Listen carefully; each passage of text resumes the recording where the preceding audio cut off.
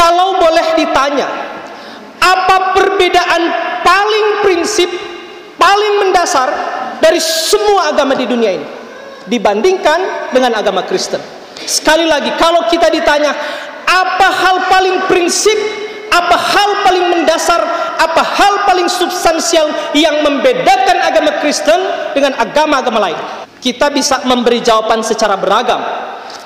Tapi sebelum kita memberi jawaban terhadap itu, saya kira kita mundur satu langkah untuk tanya dulu, kalau begitu, adakah persamaan agama-agama di dunia ini dengan agama Kristen? Atau apa yang menjadi hal-hal yang sama yang ada dalam semua agama? Karena ketika kita dapat melihat hal-hal yang sama, maka mungkin itu menjadi pintu masuk kita untuk mengerti apa hal yang paling prinsip yang membedakan agama Kristen dengan agama-agama lain. Saudara-saudara yang dikasihi Yesus Kristus, paling kurang ada 5 hal yang menjadi persamaan semua agama di dunia ini, termasuk di dalamnya agama Kristen. Apa itu? 1, semua agama ada ajaran tentang, atau ada konsep yang sama tentang semua manusia telah berdosa. Itu juga yang Paulus bilang di ayat 23. Semua orang telah berdosa. Semua agama mengajarkan bahwa semua orang telah berdosa. Nyanda ada agama di dunia ini yang mengajarkan bahwa ada orang yang tidak berdosa. Tidak ada. Agama apapun itu telah mengajarkan ada satu konsep yang sama, yaitu semua agama mengajarkan bahwa semua orang telah berdosa. Lalu yang kedua, semua agama ada yang namanya konsep jalan keluar dari dosa. Ini ada hubungan erat. Semua agama mengajarkan pasti ada jalan keluar dari dosa. Seperti orang berpikir kalau sakit pasti ada pertolongan, karena itu dia datang di rumah sakit mendapatkan pengobatan dari para dokter. Maka semua orang dalam agama pun menyadari bahwa kalau ada dosa, maka pasti ada jalan keluar dari dosa. Semua agama ada ajaran tentang itu. Meskipun berbeda pandangannya, tetapi konsepnya ada. Yang ketiga, semua agama ada konsep tentang nilai moral dan kebaikan. Nyanda ada agama yang seluruhnya mengajarkan kejahatan. Pasti semua agama ada ajaran tentang apa yang disebut kebaikan. Semua agama mengajarkan ada nilai-nilai yang disebut kebaikan. Karena berbuat baik itu baik, maka kita harus baik-baik berbuat baik.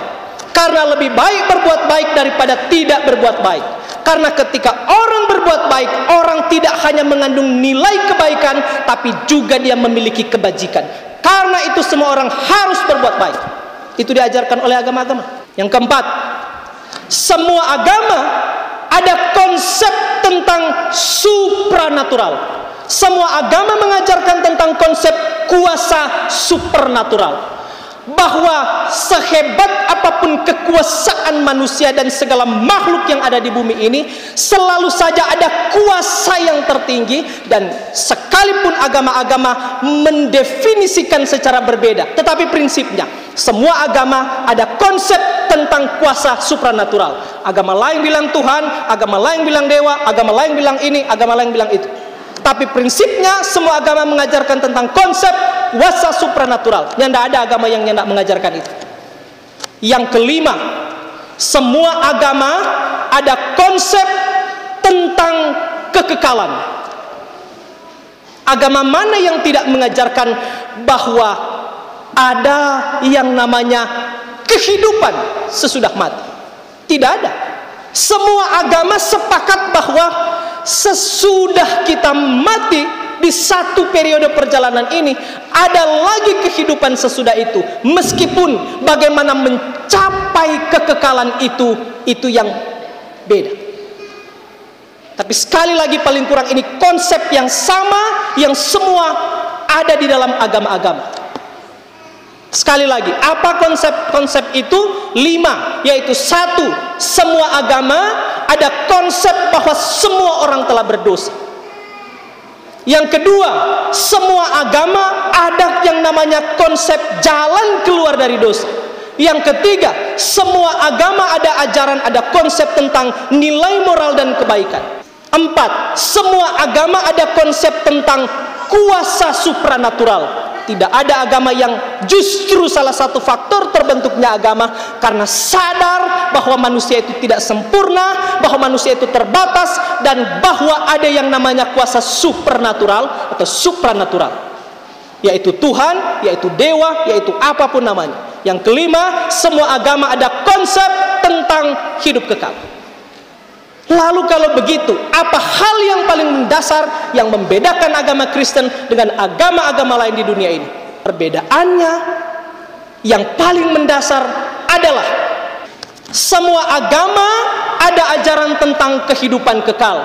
Tapi bagaimana cara mencapai kehidupan kekal itu, di situ letak perbedaan agama-agama di dunia ini dengan agama Kristen.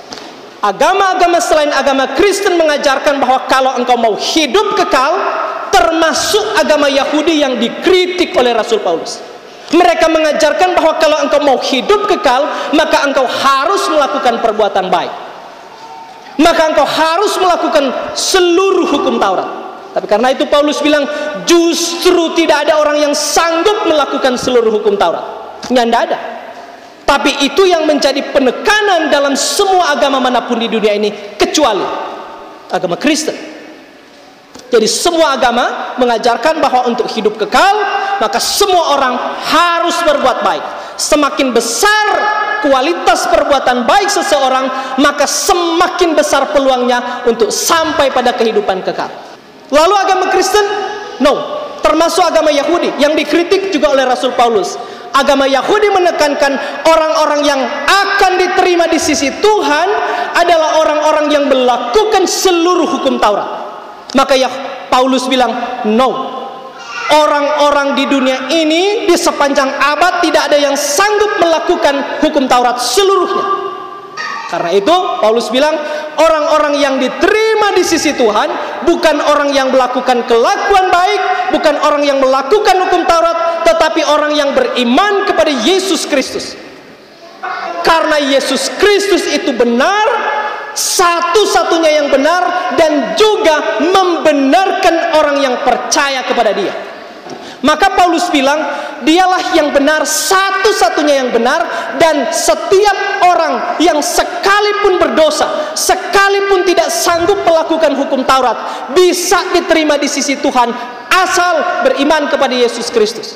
Maka Yesus Kristus membenarkan orang itu dan dia akan diterima di sisi Tuhan. Maka ini prinsip yang paling membedakan agama Kristen dengan agama lain. Agama lain bilang semoga amal ibadahnya diterima di sisi Tuhan, artinya kelakuan-kelakuan baik mengantar orang diterima di hadapan Tuhan. Tapi Paulus bilang yang mengantar orang diterima di hadapan Tuhan adalah ketika dia percaya kepada Yesus Kristus sebagai satu-satunya Tuhan dan Juru Selamat. Karena Paulus bilang, tidak ada orang berdosa boleh masuk surga. Orang yang boleh masuk surga adalah orang-orang benar. Siapakah orang benar? Tidak ada. Maka harus ada konsep pembenaran. Saya kira kita paham. Tidak ada orang benar di dunia ini, karena itu mesti ada konsep pembenaran. Bagaimana mungkin orang-orang yang tidak benar boleh berdiri di hadapan Tuhan? Maka sekalipun mereka memang tidak benar, tetapi mereka harus dianggap benar. Bagaimana cara seseorang yang tidak benar dianggap benar? Caranya, Paulus bilang adalah dia harus beriman kepada Yesus Kristus. Maka Allah akan memandang dia sebagai orang benar sekalipun dia tidak benar. Inilah yang namanya kasih karunia. Inilah yang namanya keselamatan dengan cuma-cuma. Itu yang ada bilang di cuma-cuma di mana tadi? Ayat 24. Dibenarkan dengan cuma-cuma. Tidak ada usaha. Kita pernah singgung ini tentang cuma-cuma di beberapa bulan lalu. Kita seingat lagi. Apa arti cuma-cuma? Apa arti gratis? Seolah-olah orang meremehkan kata cuma-cuma, meremehkan kata gratis, seolah-olah bahwa konsep keselamatan dalam agama Kristen itu begitu rendah dan begitu tidak berbobot. Karena itu kata gratis dan kata cuma-cuma. Beberapa bulan lalu kita cerita tentang suatu ketika orang pergi kunjungan di rumah sakit di Malalayang. Lalu sesudah kunjungan pelayanan doa, ada seorang syamas panggil begini. Ini kurang mau ingatkan ulang.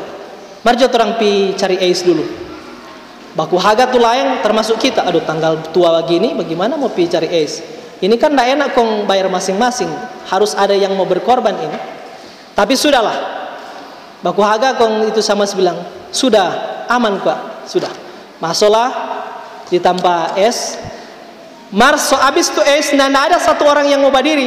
Karena ini siapa mau berdiri lebih dulu, dia pasti akan diminta pertanggungjawaban. Semua batang ini, siapa mau berdiri lebih dulu ini. Akhirnya yang bapaknya itu yang bilang, marjo semua pulang, so boleh. Kong, orang baku kong, sudah aman kok. Rame-rame yang hadir di situ bilang, jadi gratis dang. Dia bilang, iyo. Apakah arti kata gratis di situ maksudnya nyendak bayar? Maksudnya gratis itu nyendak bayar pak yang punya toko? Ndak. Yang lain betul bilang gratis, bukan berarti nyendak bayar. Gratis, makan es gratis, minum es cuma-cuma, bukan berarti itu kata gratis yang cuma-cuma itu artinya nyendak bayar. Torang gratis, torang cuma-cuma karena ada yang bayar akan. Betul nyendak? Orang bilang gratis, iyo betul tuh kata gratis artinya nyendak bayar. Nyendak selalu arti kata gratis yang cuma-cuma itu nyendak bayar. Orang boleh bilang gratis karena ada yang ndak bayar akang, si sama tadi dia so bayar akang. Begitulah kata cuma-cuma, kata gratis dalam pengertian teologi keselamatan. Kita diselamatkan gratis cuma-cuma bukan karena memang tidak perlu bayar, bukan karena itu murah, bukan karena itu diobral, tapi itu mahal karena kita tidak mampu bayar. Maka Yesus Kristus telah menebus itu, dan kita boleh bilang gratis cuma-cuma karena ada yang bayar akang, yaitu Yesus Kristus. Itu tuh arti diselamatkan dengan cuma-cuma, diselamatkan dengan gratis. Orang memang nyendak mampu bayar, karena itu Yesus bilang kita bayar akang. Dengan apa? Dengan tubuh dan darahku. Itu tuh arti gratis, itu arti cuma-cuma dalam doktrin keselamatan agama Kristen. Maka ini yang membedakan agama Kristen dengan agama-agama lain.